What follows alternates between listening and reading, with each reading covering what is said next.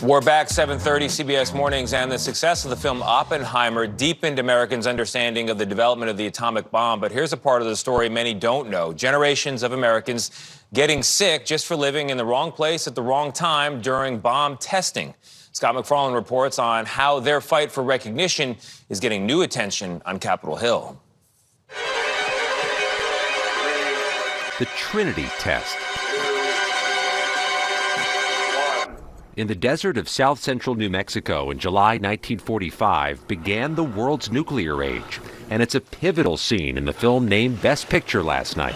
The mushroom cloud soared just miles from where Tina Cordova's family lived in the desert community of Tularosa. It's less than 150 miles. And where for generations her family has been stricken with cancer. Tina received the news she had thyroid cancer at age 39. When you were diagnosed, how soon until you suspected it might be linked to the test site? I knew immediately. I always say we don't ask if we're going to get cancer, we ask when it's going to be our turn. You ask when? When, because it's happened to everybody around us.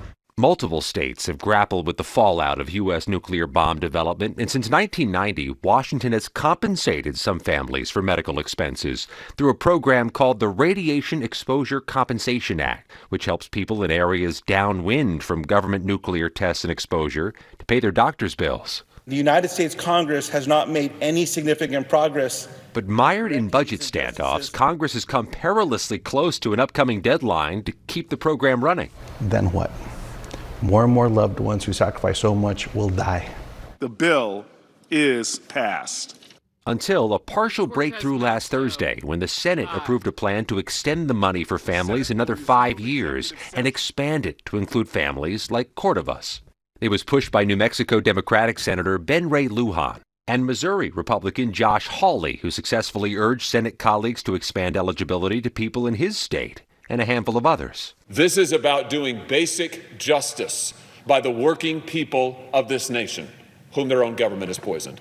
As illnesses plague Missouri, where World War II-era radioactive waste was processed. You're seeing a large number of cancer cases near St. Louis. Huge. We are one of the leading sites for breast cancer in the nation. A huge number of childhood cancers. In several childhood cancer categories, we lead the nation. There is opposition in Congress, mainly over the cost of the legislation, estimated at tens of billions of dollars. But in the shadow of the Oscar-winning film, Lujan and Hawley are trying to twist political arms to get approval in a gridlocked U.S. House. Those artists deserve the wins. But what about the people whose stories were not included in that film?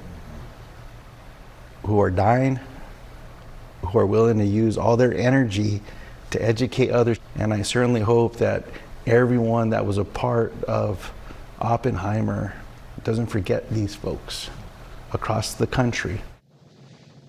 Congress has less than 3 months to approve and expand this program, or the money risks running out. The White House has said the president supports the plan, and Gail, they say he would sign it into law.